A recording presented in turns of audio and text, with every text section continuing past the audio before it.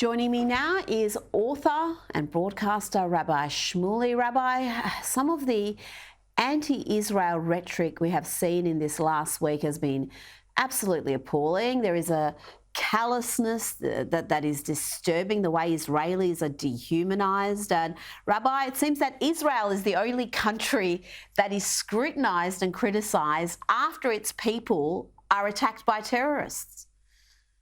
Well, look at what happened with your Green Party in Australia, Rita. They actually refused to condemn the Hamas atrocities. Now, when Vladimir Lenin took over the former, created the Soviet Union, took over the Russian Empire, he created this term, the useful idiots, the stupid, moronic, imbecilic Western intellectuals who supported him even as he instituted a reign of terror that would lead to Stalin killing 30 million Russians.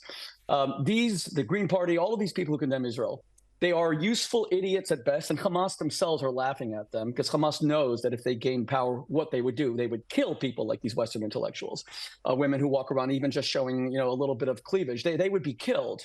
They'd get clitoridectomies. LGBTQ citizens would be castrated, hung from cranes. So even Hamas laughs at them. They are useful idiots at best, and they are anti-Semites at worst. What we're seeing is a global glut, a tsunami of anti-Semitism. It's a 2,000-year-old hatred. We hoped that it would go underground. And after the Holocaust, where the world barely spoke out against 10,000 Jews being murdered every single day. So you had 10 October 7th every single day for 4 years. The world barely said a thing. No one would even take the Jews in. It went underground a little bit because even the world was shocked by what their own hatred of the Jews led to. And now, 3 generations after the Holocaust, we're saying that the world is no longer ashamed, that they're brazen in their anti-Semitism. And I want to just tell all my friends and viewers in Australia, and Rita, thank you for having me so much. You're an amazing friend to me and the Jewish community. I'm married to an Australian woman. I love Australia. I lived in Bondi for 2 years as a teenager. Australians ought to know that Americans are watching them very closely and are shocked by what they see. We are shocked to hear that people were chanting Jews should be gassed outside of the Sydney Opera House. We are shocked that the Green Party will not condemn the beheading of children. We are shocked that they will not condemn the murder of 270 people at a music festival. Go and try to find a music festival under Hamas. Anyone that participated, of course, would be shot or imprisoned.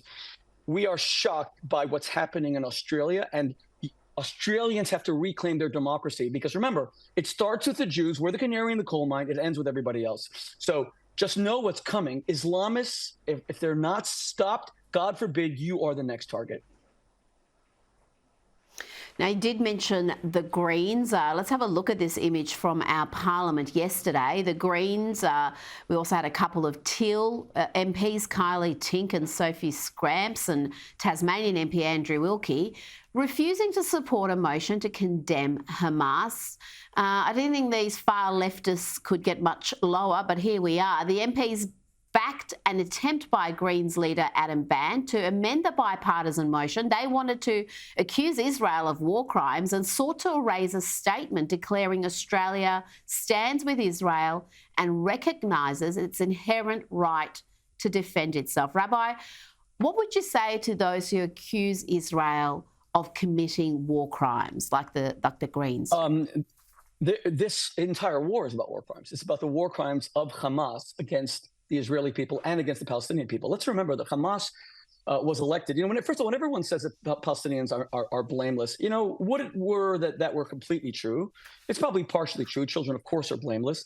But the Palestinian people in Gaza elected Hamas in 2006. Now, it is true that Hamas immediately declared a dictatorship, just like Adolf Hitler was democratically elected by the German people, but he created a dictatorship.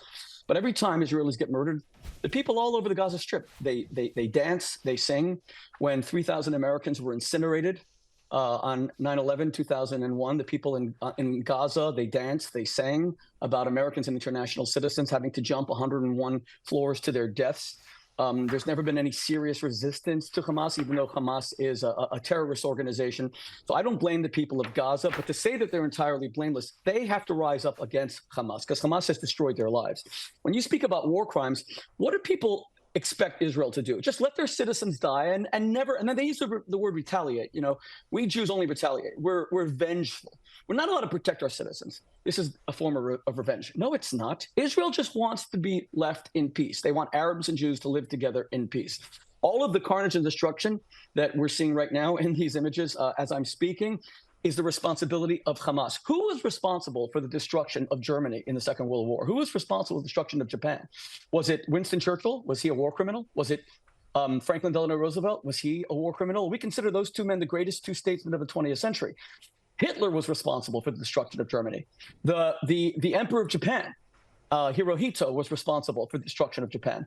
When you launch aggressive war and incinerate and destroy innocent lives, and then Western democracies fight just to establish civilization again, you cannot blame those democracies for being civilized and trying to uproot the barbarity in our midst. Over the last week, we have seen plenty of protests in the West, from Melbourne and Sydney to London and New York, for the Palestinian cause. But we are now seeing some data coming in showing overwhelming support for Israel and Israel's right to defend itself. CNN found 71% of Americans call Israel's defensive war justified, whilst Washington Post has 78% saying support for Israel is appropriate or insufficient. Only 18% say it's too much.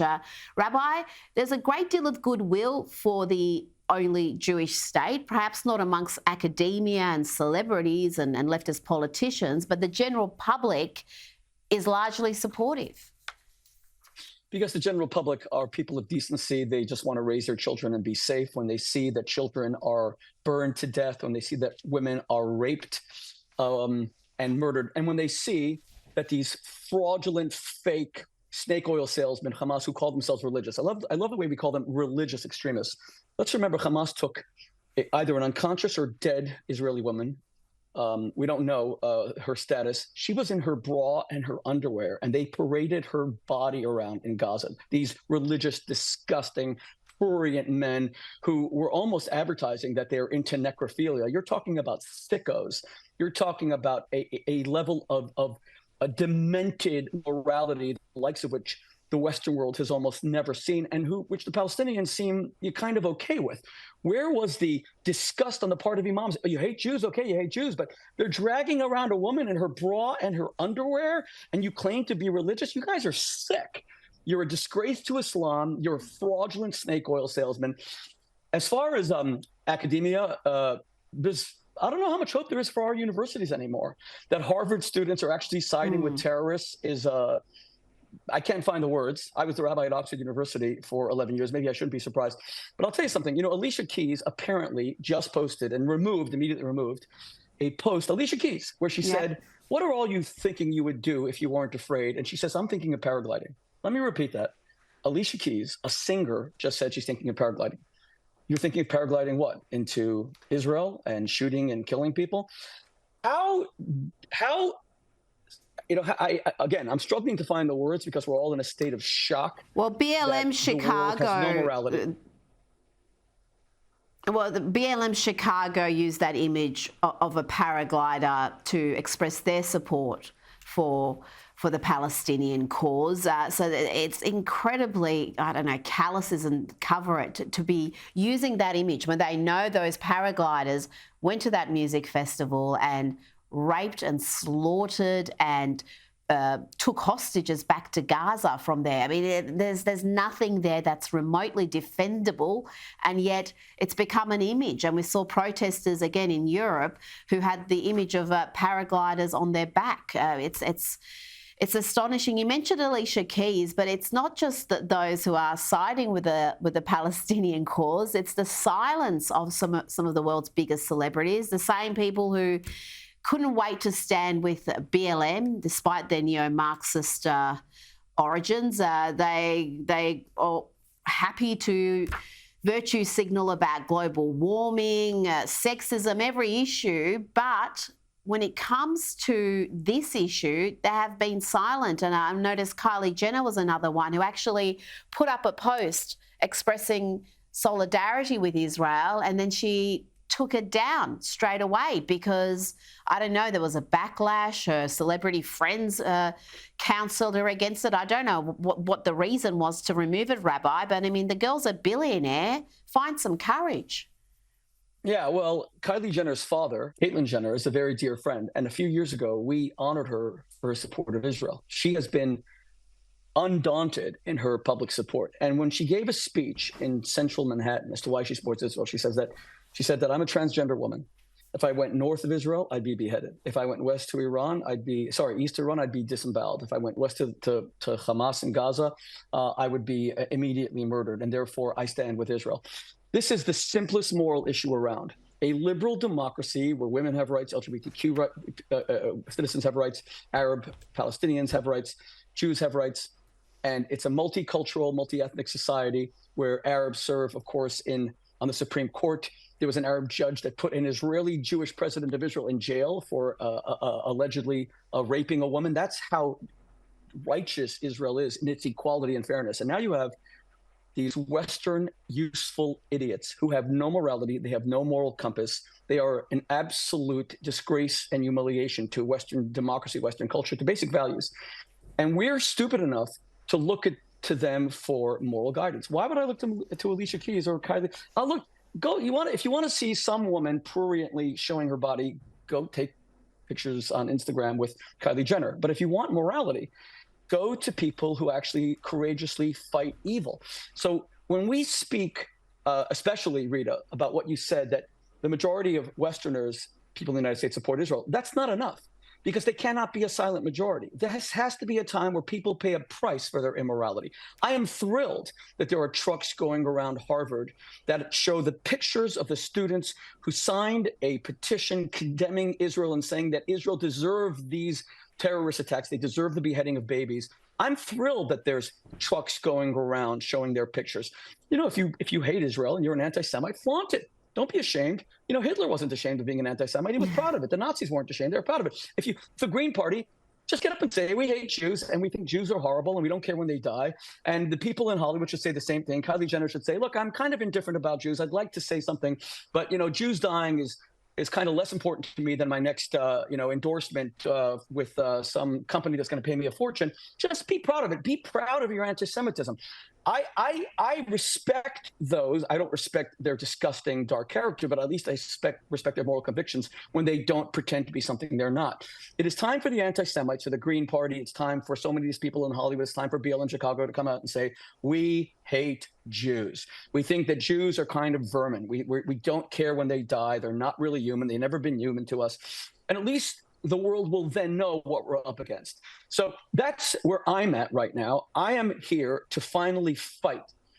We have to take the gloves off and morally express our outrage. Not a day of rage like Hamas called for last week, which is violence, but a day of outrage, a day of moral outrage. Let us publicly out all the anti-Semites.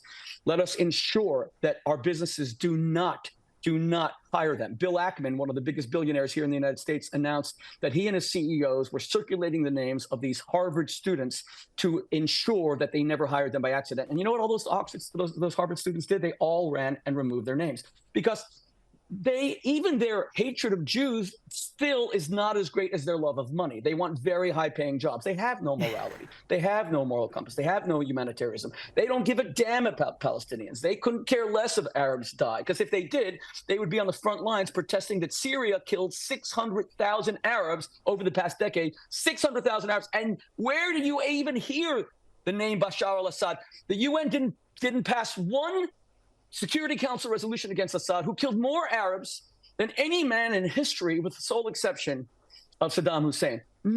These people don't care about Arab life. They hate Jews, they hate Jews, they hate Jews. Rabbi Shmuley, always a pleasure to speak with you. Thank you so much for your insights. Rita, I need to just tell you, in a time where the Jews are under global assault, in a time when I watched my daughters, who are, we have 10 young grandchildren, cry the whole Shabbat over, not only over the murder in Israel, of course, and I have 2 sons serving in the IDF right now, and I have a son that's getting married. He's in the IDF, and we're all going to Israel, 20 of us, God willing, in the middle of this war.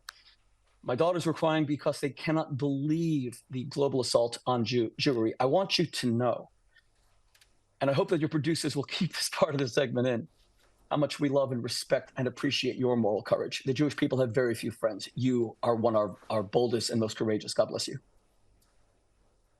Oh, thank you, Rabbi. Appreciate it. Thank you, Rita.